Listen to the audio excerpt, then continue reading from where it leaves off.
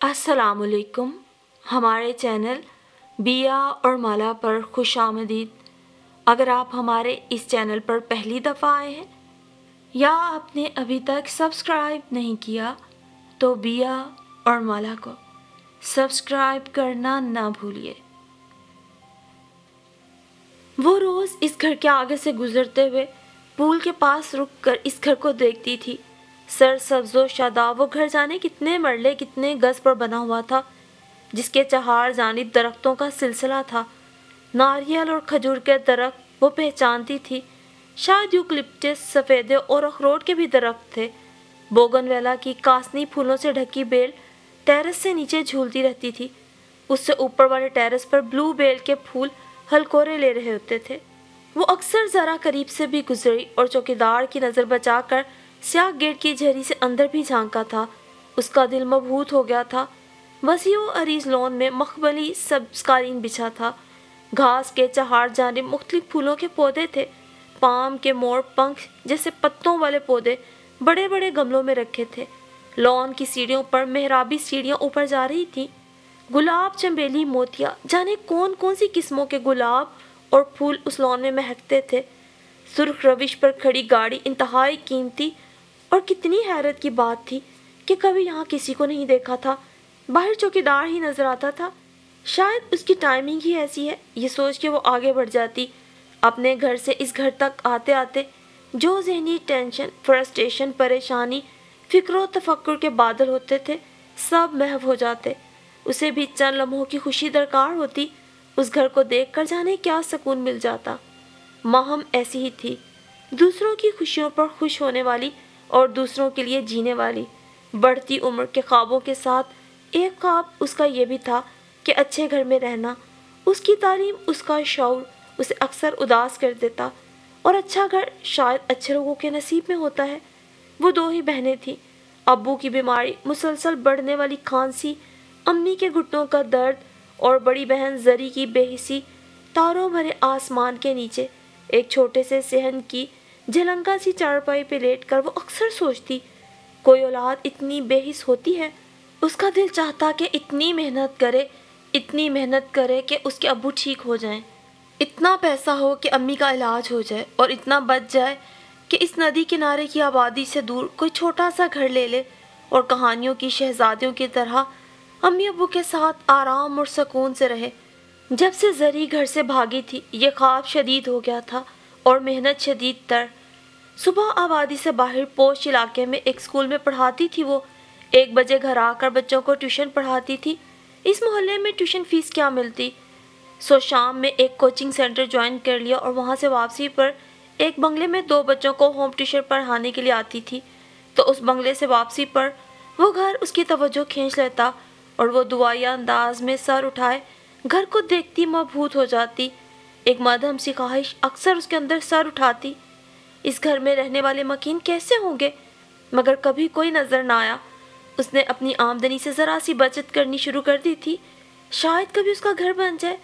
भराई हुई आंखों और हसास दिल से मुंह को आती इन गंदी सनंदी प्लस्तर उत्तरी व मुश्किल दीवारों को देखा, दरवाजे पे झूलते पर्दे को देखा, खोखेनुमा किचन को देखा, अब्बू की खांसी को सुना और दरो दीवार से झांकती गुर्बत को दिल पर महसूस किया। बाज़ चीज़ें ऐसी होती हैं जिन्हें हम शायद कभी नहीं संवार सकते, मगर बाज़ लोगों में सलाहियत होती है कि ज़िंदगी संवार लें। जैसे जरी, इस घर से निकलकर जरी की ज़िंदगी बदल गई होगी। जो घर से भाग जाए तो क्या उसकी ज़िंदगी बदल सकती है। दिल की रगों को एक एहसास ने छू लिया। अम्मी के जोड़ों का दर्द, अब्बू की खांसी, जरी के ख्वाब और उसके ख्वाब। वो धीरे से उठ गई। क्या बात है माहम, इतनी चुप चुप है। कपड़े धो ले, फिर पूरा हफ्ता मसरूफ़ रहती है। अम्मी चौकी से उठकर झलंगा पलंग पे बैठी। धो रही हूँ।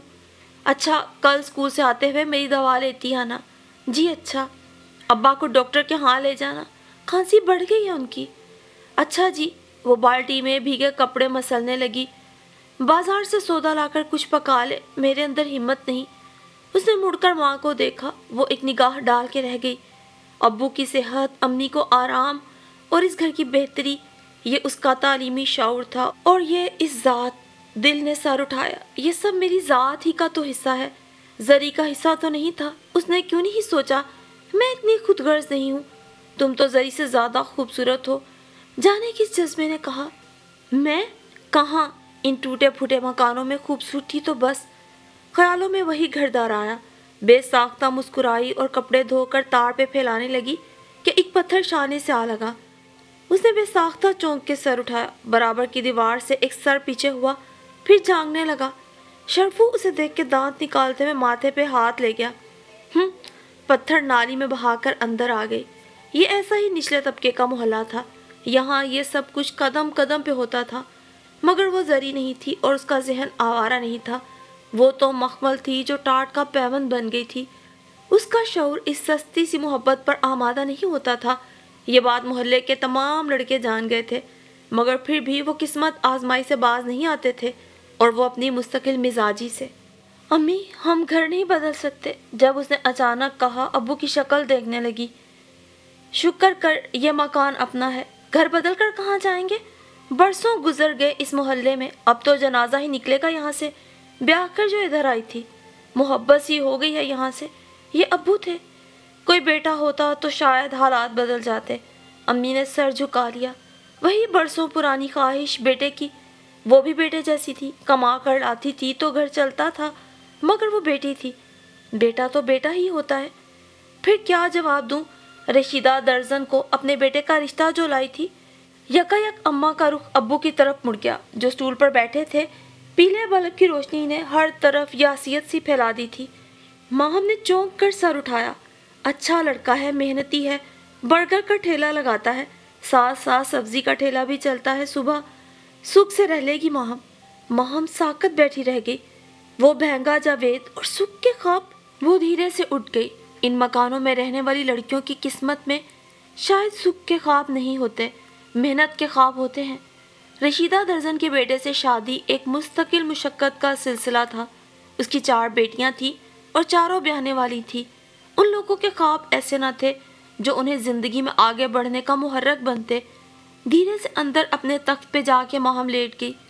मैं कहती हूँ हाँ कर देते हैं, अपने मोहल्ले के सबसे अच्छे लड़के का रिश्ता आया है। अम्मा के लहजे में फ़ख्र था। और लड़की ज़ात है, बाहर निकलती है। मुझे डर लगता है अगर ये जरी की तरह निकल भागी तो उसके आंसू बह निकले। अम्मा को अपनी औलादों के मिजाज का ही नहीं पता। अरे सोच क्या रहे हो, जवाब दो। इससे बेहतर इस मकान में क्या आएगा। जहाँ ये नौकरी करती है, पढ़ाती है, वो लोग यहाँ नहीं आ सकते। दुपट्टा चेहरे पे रख लिया। महम ने, अम्मा सच बोलती हैं, उसके लिए कौन आ सकता है। यहाँ किसी को उसके घर का रास्ता ही नहीं पता। सीधी लेट कर छत को देखने लगी। पंखा बहुत आहिस्ता चल रहा था। बाहर अम्मा ने अब्बा को और जाने क्या क्या कहा। उसकी माँ उसे नहीं जान सकती थी।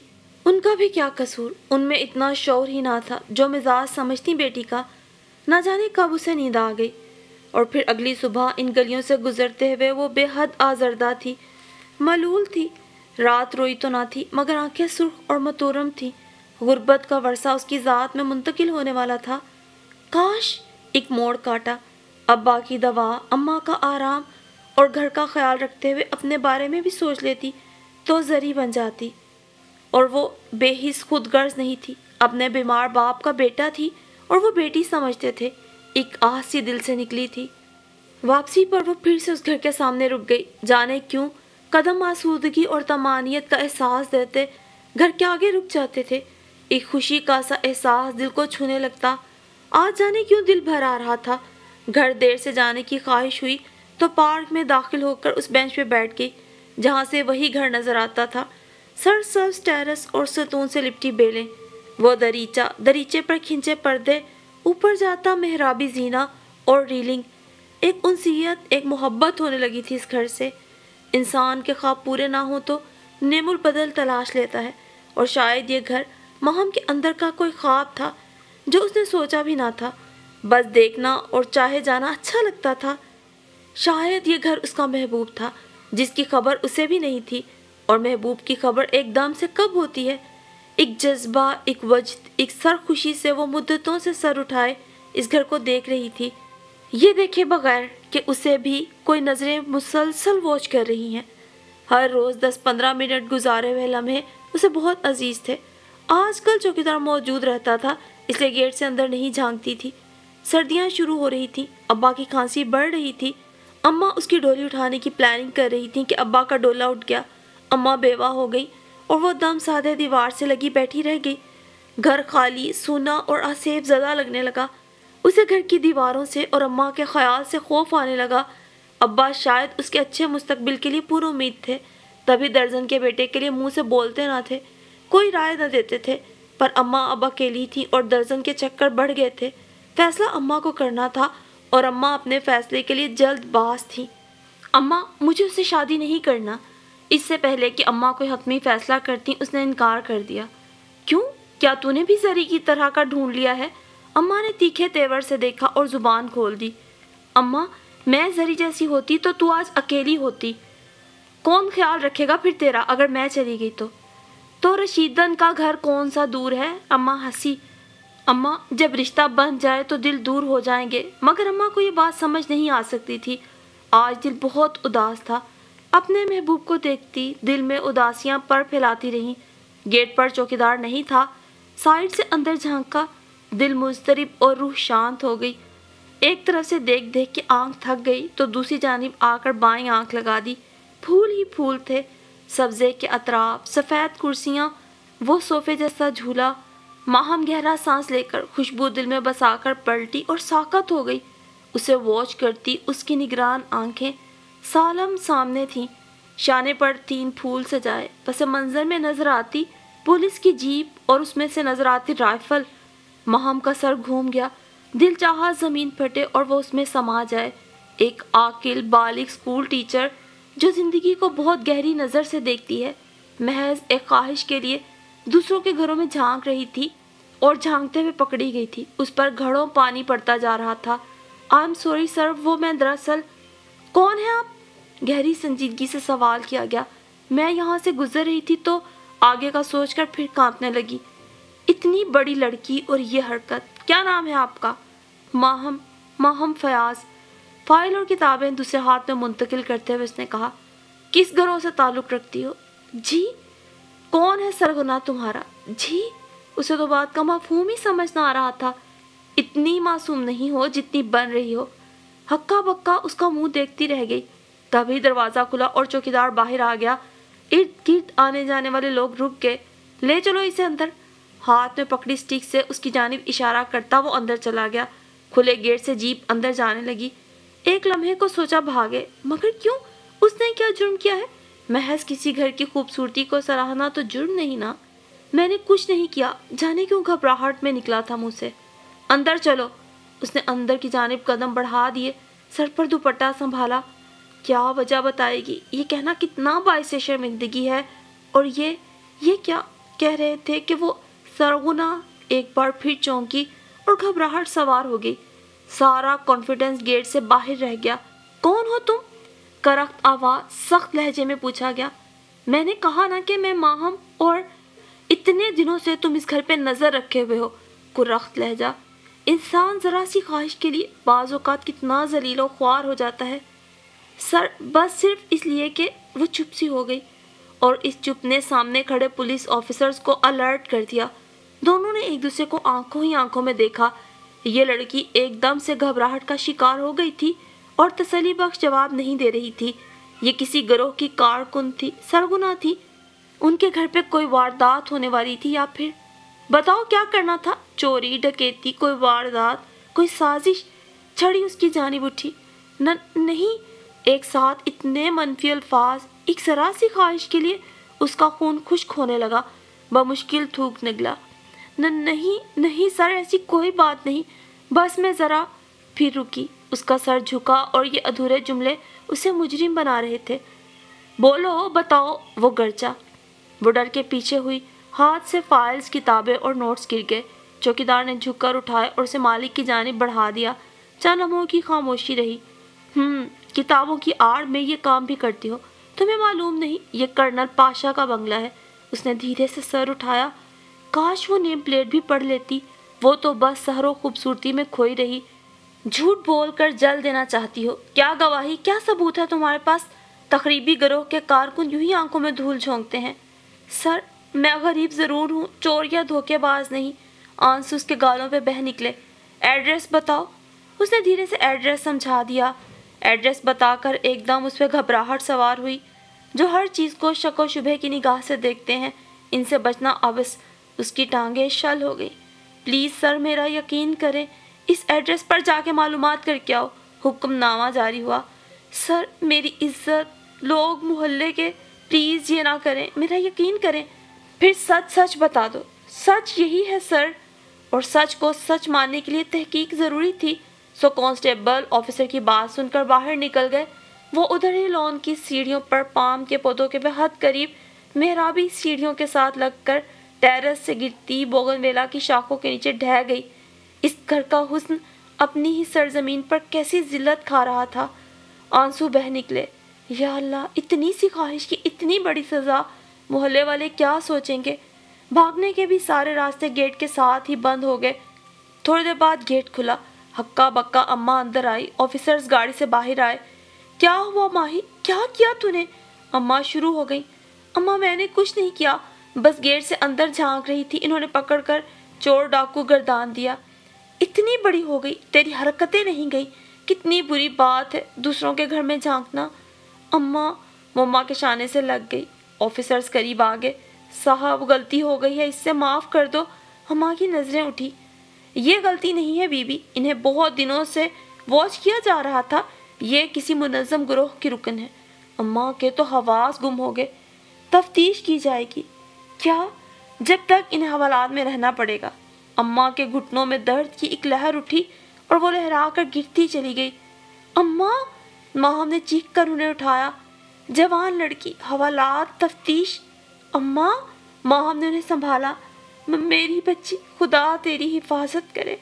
उनका सर माहम के शाने से आ लगा। अम्मा, अम्मा! और झंझोर डाला। ऑफिसर सारी कार्रवाई देख रहे थे। प्लीज़ इन्हें देखें, डॉक्टर को बुलाएं। माहम के छक्के छूट गए।